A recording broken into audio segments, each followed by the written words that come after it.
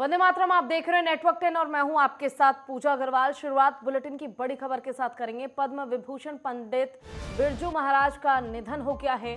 83 साल की उम्र में लिया आखिरी सांस। हार्ट अटैक से हुआ बिरजू महाराज का निधन। 1983 में कथक सम्राट को मिला था पद्म विभूषण। लखनऊ घराने से ताल्लुक रखते थे बिरजू महाराज। उनके पोते स्वरांश मिश्रा ने इस बात की जानकारी खुद दी है। तो आपको बताते चलें कि बिरजू महाराज अब हमारे बीच नहीं है। पद्म विभूषण पंडित बिरजू महाराज का आज निधन हो गया है। 83 साल की उम्र में उन्होंने आखिरी सांस ली। हार्ट अटैक से उनका निधन हुआ। बिरजू महाराज का निधन हो चुका है हार्ट अटैक के कारण। 1983 में कथक सम्राट को मिला था पद्म विभूषण। कथक को एक अलग पहचान देने वाले पंडित बिरजू महाराज अब हमारे बीच नहीं हैं। 1983 में कथक सम्राट को पद्म विभूषण अवार्ड से सम्मानित किया गया था। आपको बताते चलें कि हार्ट अटैक के कारण उनका निधन हुआ है। लखनऊ घराने से ताल्लुक रखते थे पंडित बिरजू महाराज। उनके पोते स्वरांश मिश्रा ने इस बात की जानकारी दी है कि अब वो हमारे बीच नहीं है। आपको बताते चले कि बिरजू महाराज का निधन हार्ट अटैक के कारण हुआ है और बिरजू महाराज अब हमारे बीच नहीं है।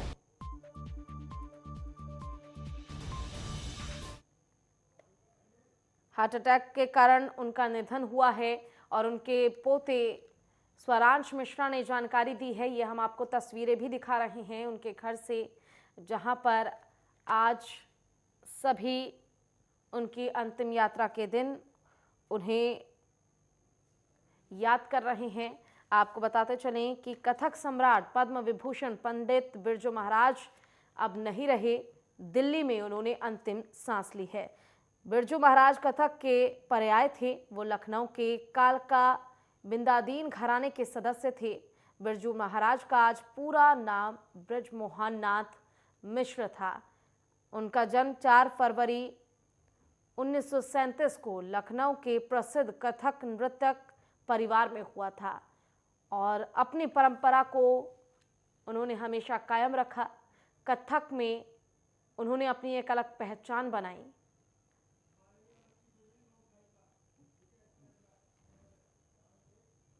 और ज्यादा चर्चा के लिए हमारे साथ मालिनी अवस्थी लोक गायिका जुड़ चुकी हैं। बहुत बहुत स्वागत है आपका मालिनी जी नेटवर्क 10 पर। नमस्कार, धन्यवाद जी मालिनी जी, जिस तरह ये एकदम से चौंकाने वाली खबर सामने आई कि पंडित बिरजू महाराज अब हमारे बीच नहीं रहे, काफी बड़ा ये नुकसान कथक सम्राट को हुआ है। जी, ये पूरे विश्व भर के कलाकारों के लिए बहुत बड़ी क्षति है, अपूरणीय क्षति है। महाराज जी तो ये लखनऊ घराने के कह लीजिए मुख थे जी। पूरी दुनिया भर में। लखनऊ के कथक घराने को लेकर गए तो हम लोग इसलिए उनसे और भी अपनायत महसूस करते थे, लेकिन उनका जाना तो बहुत इतना बड़ी एक नुकसान है जिसके कई कई पीढ़ियां लगेंगी आकलन करने में। जी। एक व्यक्ति अपने जीवन काल में कितना कुछ हासिल कर सकता है, कितना कुछ कला को दे सकता है। जी। ये महाराज जी से, उनके जीवन से सीखने वाली बात है। हम लोग को तो बहुत स्नेह उनसे, बहुत उनका आशीष और प्रेम मिला है। जी मालिनी जी, अगर इस दौरान कुछ ऐसी यादें उनके साथ आपकी रही हो जो आप हमारे साथ साझा करें और दर्शकों के साथ भी साझा करें, क्योंकि आज कहीं ना कहीं कथक जगत को एक बड़ा झटका लगा है और हमारे बीच बिरजू महाराज अब नहीं रहे।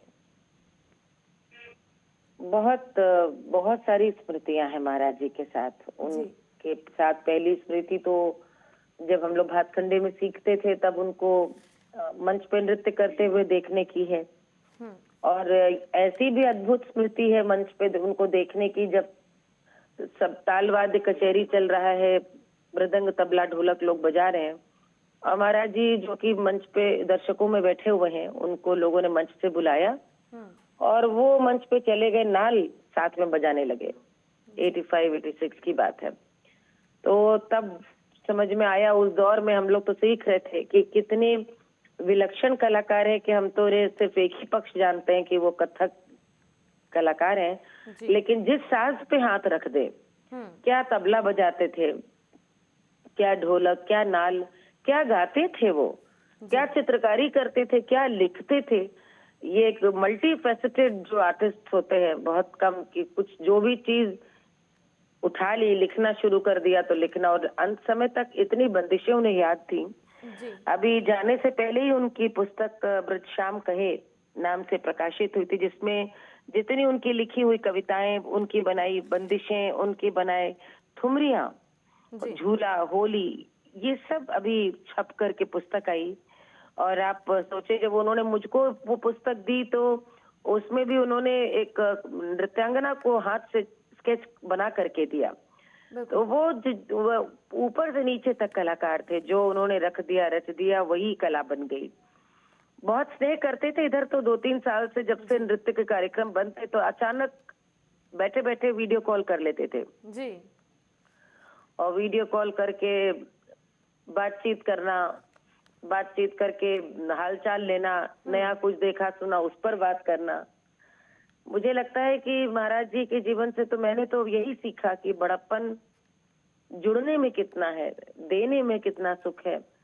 जितने भी छोटे थे, 5 साल से लेकर के 75 साल की उनकी शिष्याएं, वो सबसे लगातार जुड़ना और सबको बांटते जाना। और बिल्कुल। इतना अंतिम 10-15 वर्ष तो बहुत शिष्याओं को उन्होंने बहुत बांटा और दिया है। बिल्कुल मालिनी जी, कहीं ना कहीं जिस तरह उनका चीज़ों को सिखाना और बताना कि आखिर किस तरह को बेहतर तरीके से किया जाए, यही वो कारण था कि काफ़ी ज़्यादा वो लोकप्रिय थे। और आज उनका जाना कहीं ना कहीं एक बड़ी क्षति है, और उनको आज पूरा देश याद कर रहा है, क्योंकि अपने आप में वो एक मशहूर शास्त्रीय गायक भी थे। आपका बहुत बहुत शुक्रिया हमारे साथ जुड़ने के लिए, तमाम यादें हमारे साथ साझा करने के लिए।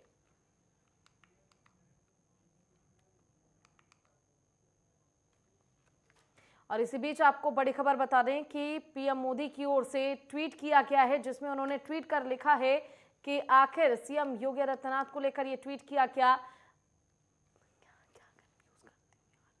भारतीय नृत्य कला को विश्व भर में विशिष्ट पहचान दिलाने वाले पंडित बिरजू महाराज जी के निधन से अत्यंत दुख हुआ है। उनका जाना संपूर्ण कला जगत के लिए एक अपूर्णीय क्षति है। शोक की इस घड़ी में मेरी संवेदनाएं उनके परिजनों और प्रशंसकों के साथ हैं। ओम शांति। तो आपको बताते चलें कि पंडित बिरजू महाराज जी को लेकर ये ट्वीट किया गया पीएम मोदी की ओर से, और उसके बाद सीएम योगी आदित्यनाथ ने भी उनके जाने पर ट्वीट किया है। उन्होंने लिखा है कि कथक सम्राट पद्म विभूषण पंडित बिरजू महाराज जी का निधन अत्यंत दुखद है। उनका जाना कला जगत की अपूर्ण क्षति है। प्रभु श्री राम से प्रार्थना है कि दिव्यंगत पुण्य आत्मा को अपने श्री चरणों में स्थान और शोकाकुल परिजनों को ये दुख सहने की शक्ति प्रदान करे। ओम शांति। तो पीएम मोदी के साथ सीएम योगी आदित्यनाथ ने भी ट्वीट किया है। पंडित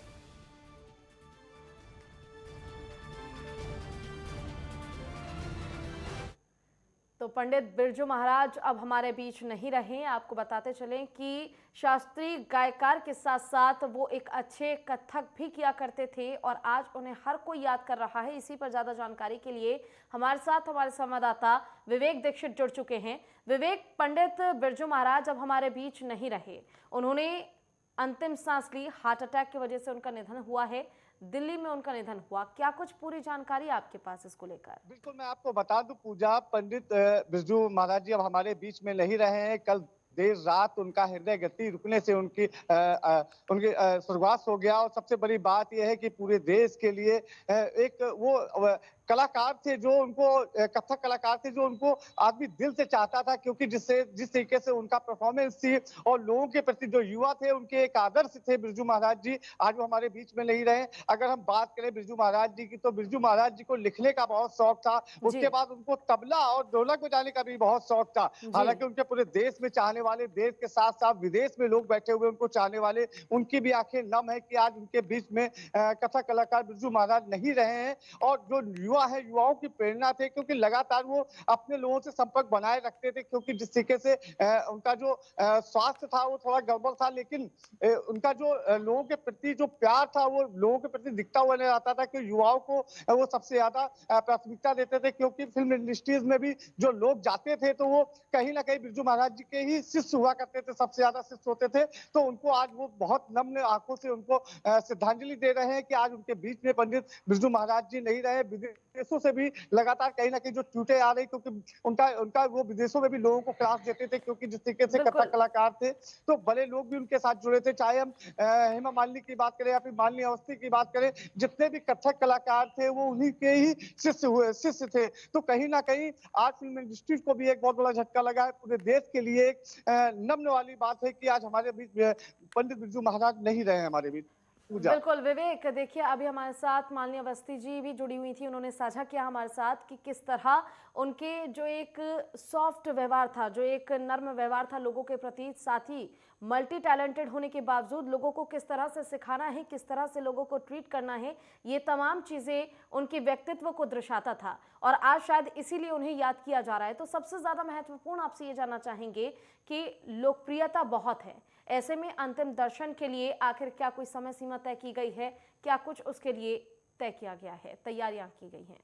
बिल्कुल, उनका पार्थिव शरीर उनके आवास पर, दिल्ली के आवास पर कुछ वहाँ पे पहुँचेगा। उसके बाद से दोपहर 12 बजे से 2 बजे के बीच में उनके अंतिम दर्शन कर सकते हैं। अभी वहाँ पर जो उनके परिवार के लोग हैं, क्योंकि एक तो ऐसा अचानक हुआ जिससे लोग समझ नहीं पा रहे हैं कि किस तरीके से पंडित बिरजू महाराज जी का जाना लोगों के लिए बड़ा दुखद एक समय महसूस हो रहा है, क्योंकि उनके जो परिवार के लोग हैं काफ़ी नर्वस नज़र आ रहे हैं, क्योंकि जी। अगर कोई परिवार का मुखिया चला जाता है, तो पूजा कहीं न कहीं एक दिलासा देने के लिए लोग वहाँ पर पहुँच रहे हैं, उनके पार्थिव शरीर के दर्शन करने के लिए लोग, जो आम लोग हैं उनके लिए 12 बजे के बाद से वो दर्शन चलिए, कर कहीं ना सकते कहीं एक हैं। अपूर्ण क्षति है पूरे देश के लिए कि अब हमारे बीच पंडित बिरजू महाराज नहीं रहे।